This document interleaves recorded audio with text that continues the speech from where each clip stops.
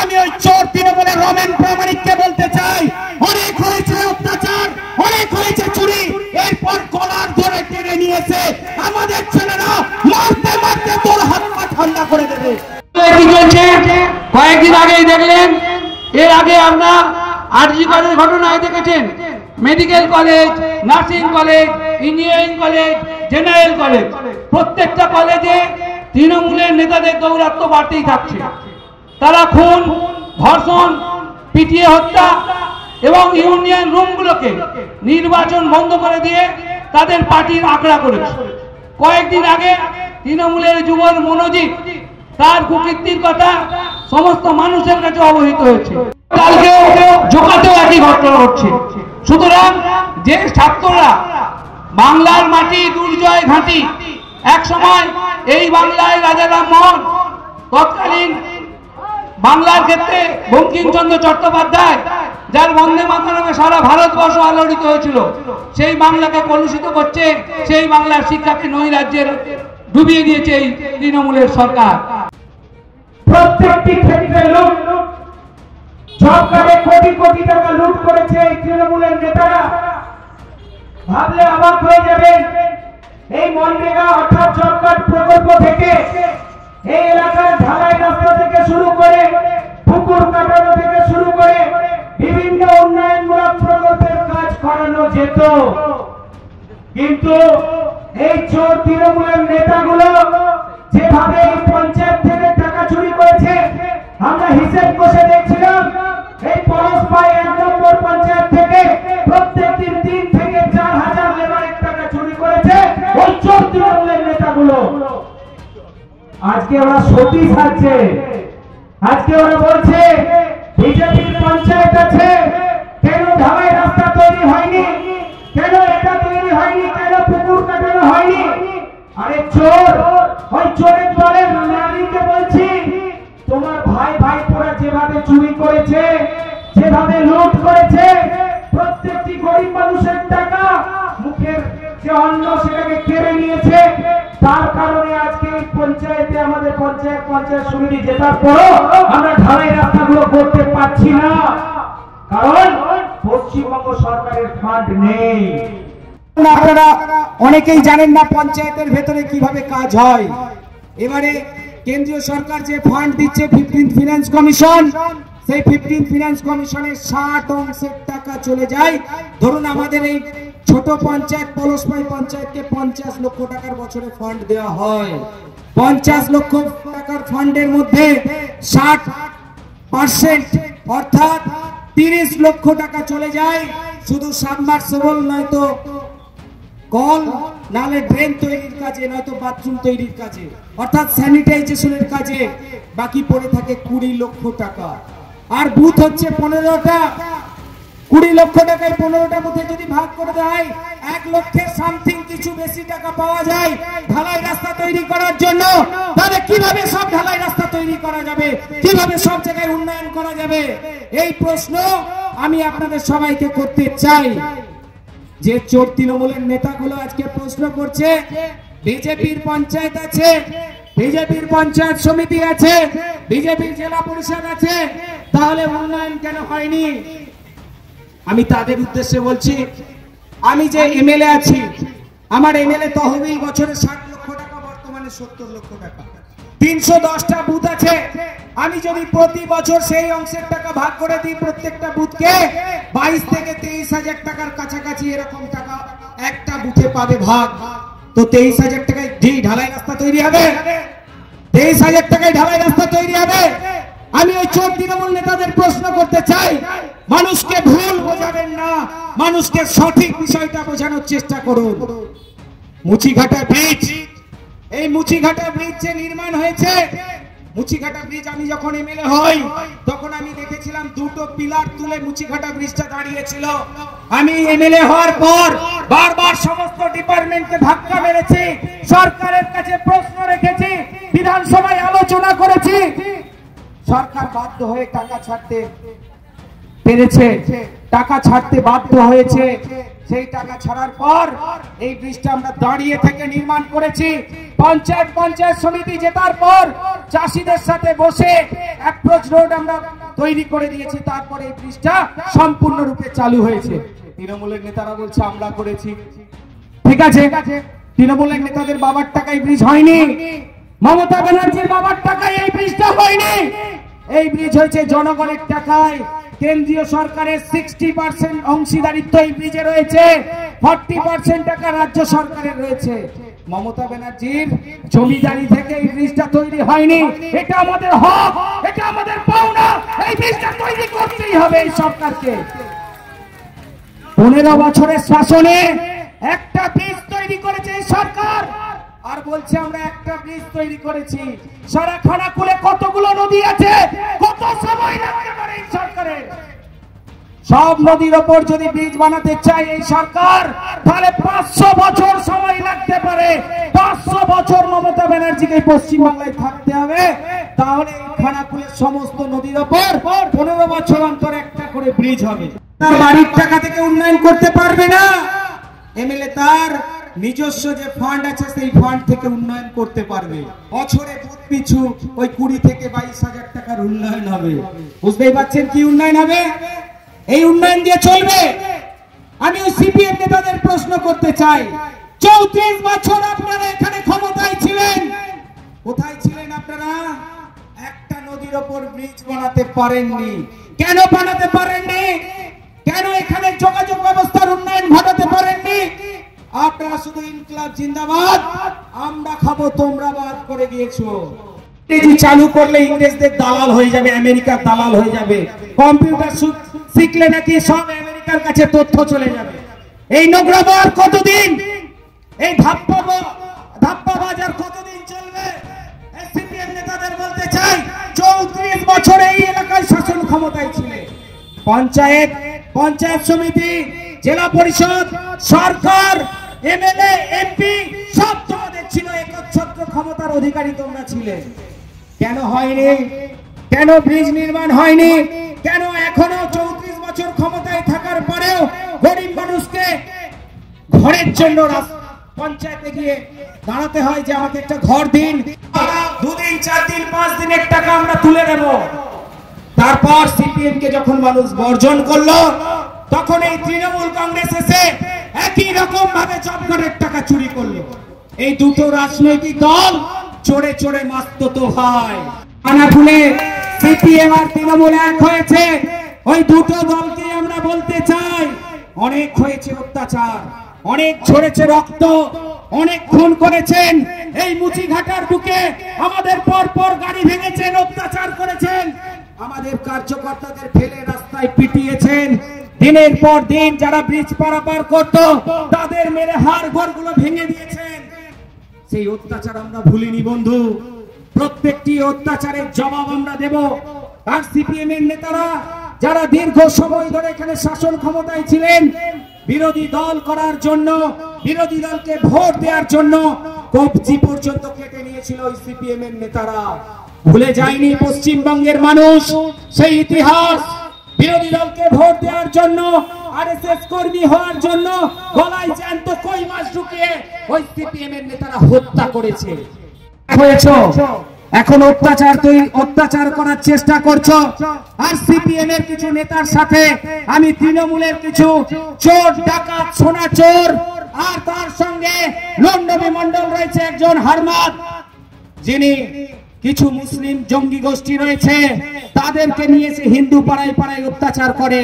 তার উদ্দেশ্যে বলছি, অনেক অত্যাচার করেছো, অনেক স্বৈরাচারী শাসন চালিয়েছো। আর নয়, এই এলাকার মানুষ পঞ্চায়েতে ভোট দিতে পারতো না, পঞ্চায়েতে ভোট দিতে পারতো না। এই সিপিএম যারা আজকে গণতন্ত্রের কথা বলে, এরা তৎকালীন সময়ে যখন এরা ক্ষমতায় ছিল পঞ্চায়েত নির্বাচন করতে দেয়নি। ইতিহাস বলছে, আমি বলছি না। আপনাদের সবার মনে আছে এই সিপিএম এর নেতারা তৎকালীন সময়ে পঞ্চায়েত নির্বাচন করতে দিত না, কারণ একটাই ছিল, জনগণের অধিকারকে লুট করতে হবে। যখন মানুষ এই সিপিএম কে পরিত্যাগ করলো, মানুষ পরিত্যাগ করে যখন তৃণমূল কংগ্রেসকে ক্ষমতায় নিয়ে এলো, ভাবলো পশ্চিম বাংলায় সুশাসন প্রতিষ্ঠা হবে, পশ্চিম বাংলার মানুষ শান্তিতে ভোট দিতে পারবে, পশ্চিম বাংলার মানুষ তারা ভোটাধিকার প্রয়োগ করতে পারবে, পঞ্চায়েত নির্বাচনে ভোট দিতে পারবে, উন্নতি হতো। আর বর্তমানে তৃণমূল নেতাদের উন্নতি হচ্ছে, শুধু পকেটটা পাল্টে গিয়েছে। আগে সিপিএম এর পকেট ছিল, পরে তৃণমূলের পকেট হয়েছে। তাহলে উন্নতি কি হলো? উন্নতি তথই বোঝো। এই যে প্রধানমন্ত্রী সড়ক যোজনার ঢালাই রাস্তা থেকে শুরু করে পিএইচই থেকে শুরু করে প্রত্যেকটি জায়গায় উন্নয়ন হয়েছে। আজকে পানীয় জল প্রকল্পের জন্য মোদী সরকার টাকা দিচ্ছে, পিএইচই প্রকল্পে হাজার হাজার কোটি টাকা, বাড়ি বাড়ি ট্যাপ কলের মাধ্যমে জল পৌঁছানোর কথা। কিন্তু কিছুদিন আগে দেখছি হঠাৎ করে কাজ বন্ধ হয়ে গিয়েছে। আমি সমস্ত কন্ট্রাক্টরদের জিজ্ঞাসা করলাম, কি ব্যাপার, কাজ বন্ধ কেন? কেন আপনারা কাজ করছেন না? বলছেন মমতা ব্যানার্জির কাছে কেন্দ্রীয় সরকার টাকা পাঠিয়েছিল, সেই টাকা মমতা ব্যানার্জি অন্য কোনো খাতে খরচা করে ফেলেছে। ভাড়ার শূন্য, অর্থাৎ বাড়িতে বাড়িতে যে ট্যাপ কলের মাধ্যমে জল পৌঁছানোর আমরা সংকল্প নিয়েছি, আমাদের বিজেপি সরকার সংকল্প নিয়েছে জলের সংকট কাটানোর জন্য, সেই সংকট আজকে আবার গভীর সংকটে পড়ে গেল। কি অবস্থা বলুন? আজকে সমবায় সমিতি কেন দুর্নীতি? 2 বছর 3 বছর করে মেয়াদ শেষ হয়ে গেছে সমবায় সমিতি, নির্বাচন করানো হয়নি। কেন? কেন খানাকুলের সমবায় সমিতির নির্বাচন হবে না? কারণ এবারে ক্ষতিপূরণ দেওয়া হয়েছে। আপনারা দেখবেন আমরা ভাগ চাষিদের সমেত ক্ষতিপূরণ দিয়েছি। সমবায় সমিতিতে কি হচ্ছে জানেন? চাষিরা যারা অ্যাপ্লিকেশন করছে তাদের ওই যে পর্চা আছে, সেই পর্চা নিয়ে তৃণমূলের নেতা নেত্রীরা নিজেদের নামে ঢুকিয়ে নিচ্ছে। তাদের পর্চার জেরক্স করে নিয়ে নিজেরা ভাগ চাষি বলে সেখান থেকে টাকা তুলছে। আর দেখা যাচ্ছে ভাগ চাষি বলে যারা ওখানে অ্যাপ্লিকেশন করছে তাদের অ্যাকাউন্টে 1.5 লাখ, 2 লাখ, 3 লাখ, 4 লাখ, 5 লাখ করে টাকা ঢুকিয়ে দেওয়া হচ্ছে। কিন্তু প্রকৃত যারা চাষি তাদের অ্যাকাউন্টে 10,000 টাকা করে ঢোকানো হচ্ছে, 5,000 টাকা করে ঢোকানো হচ্ছে।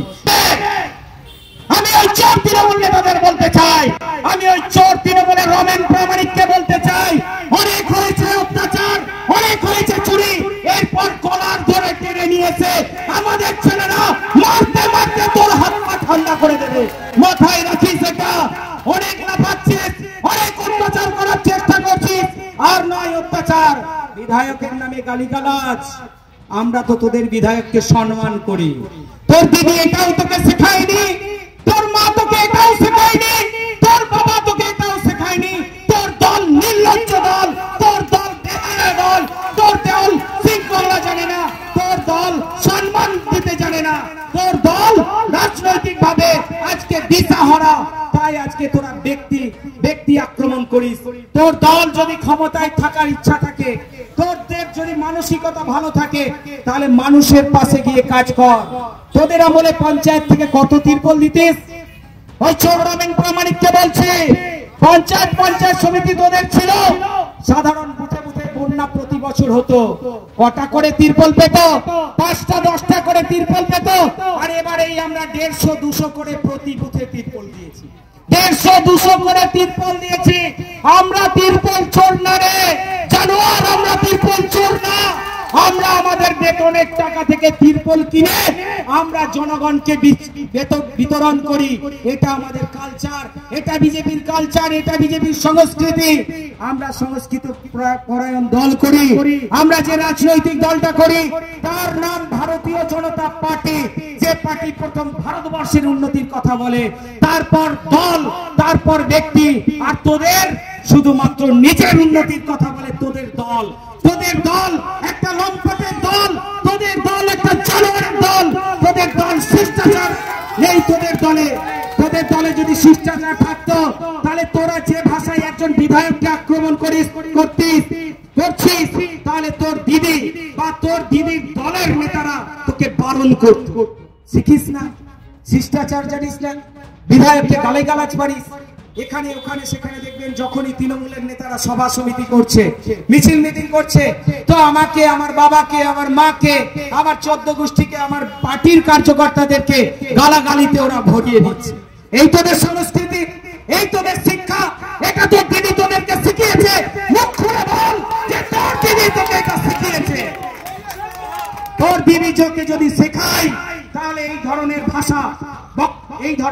বক্তব্য তোরা রেগুলার বলবি, আমরা সেটা জনগণের কাছে তুলে ধরবো যে হ্যাঁ, এই তৃণমূল রাজনৈতিক দলটা এর কোনো শিষ্টাচার নেই, এর কোনো সংস্কৃতি নেই, এর কোনো কালচার নেই, এদের শুধু একটাই রয়েছে, মদ খাও আর গালাগালি দাও, আর পঞ্চায়েত সমিতি, জেলা পরিষদ, সমবায় সমিতি সব লুটে খাও।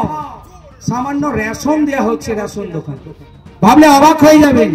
কেন্দ্রীয় সরকার গরিব মানুষের জন্য মাথা পিছু 5 কেজি করে রেশনের ব্যবস্থা করে দিয়েছে।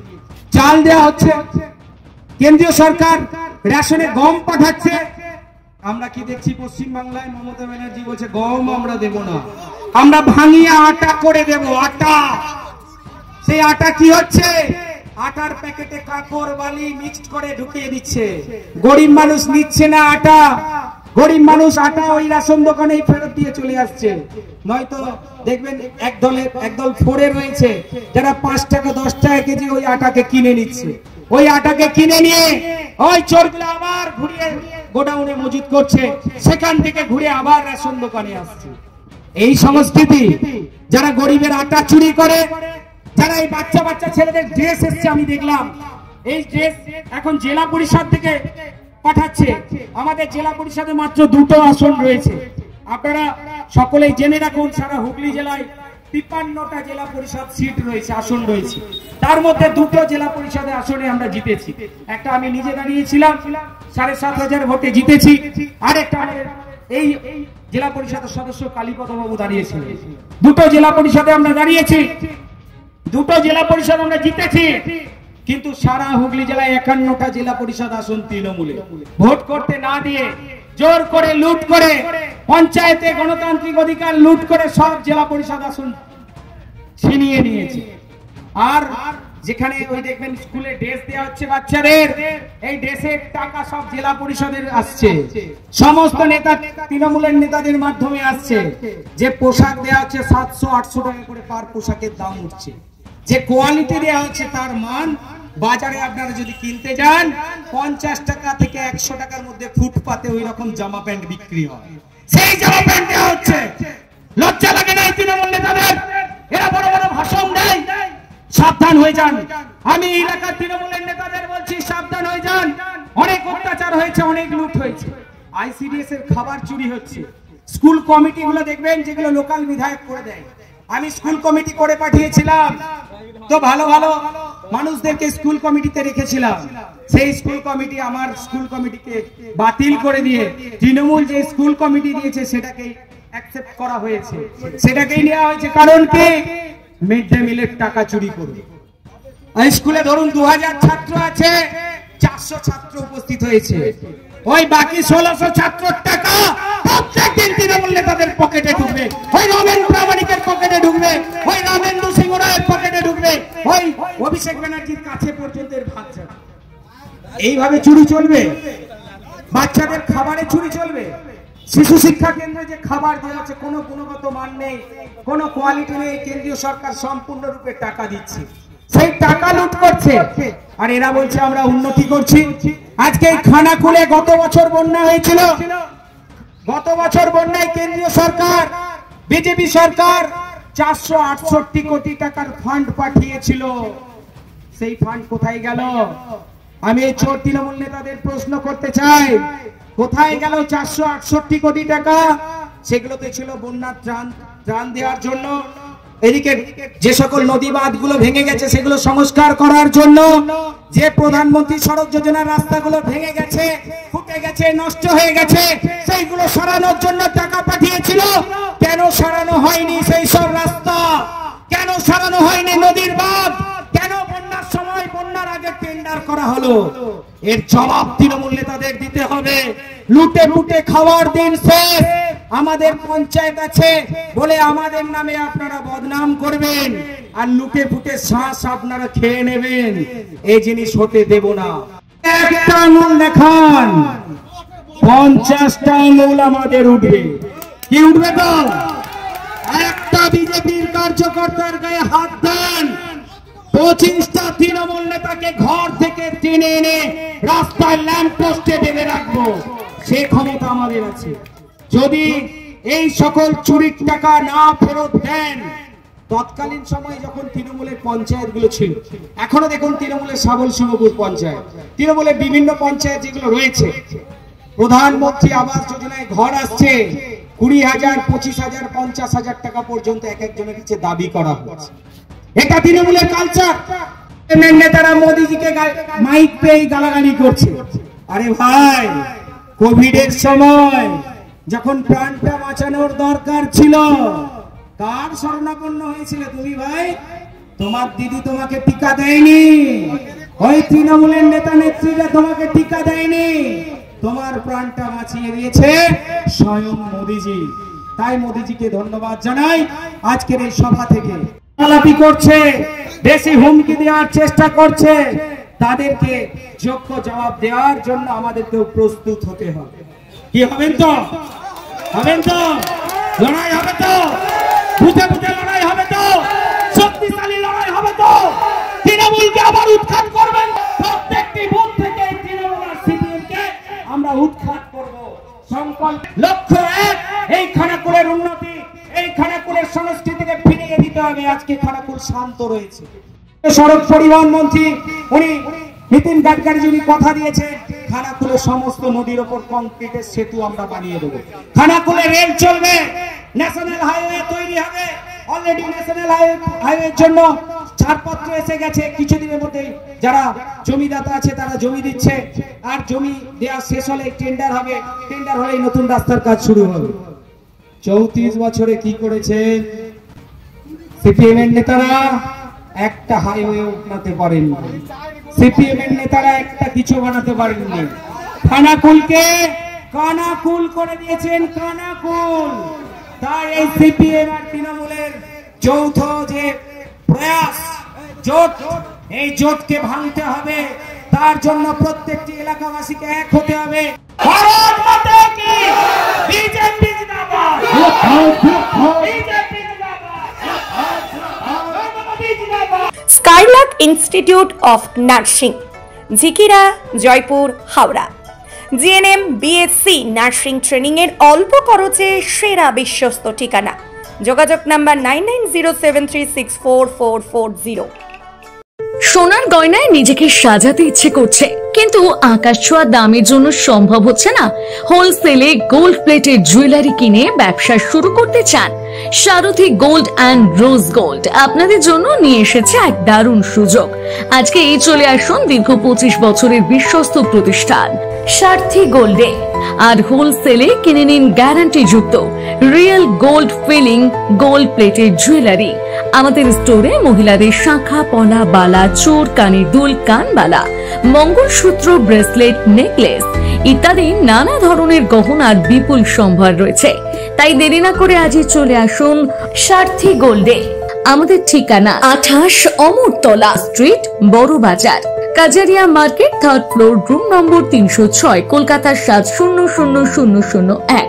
মোবাইল নম্বর 9051048205 অথবা 9732986304। আমাদের আরেকটি শাখা রয়েছে পূর্ব মেদিনীপুরের পিছাবনি, কাঁথিতে। পিছাবনি শাখার ঠিকানা পিছাবনি বাজার, নিয়ারেস্ট কালী মন্দির, পূর্ব মেদিনীপুর। মোবাইল নম্বর 7478770015। Comfortable mattress money, RRK mattress. Warranty নয়, গ্যারান্টি দেয় RRK mattress। এই প্রথম এত উন্নত মানের স্কুল খানাকুলের হেলান বাজারে 2025-26 শিক্ষাবর্ষে শুরু হতে চলেছে Indian number 1 play school, national institute kids zone, CBSE and Kerala model school. 3 বছর থেকে বাচ্চাদের ভর্তি চলছে।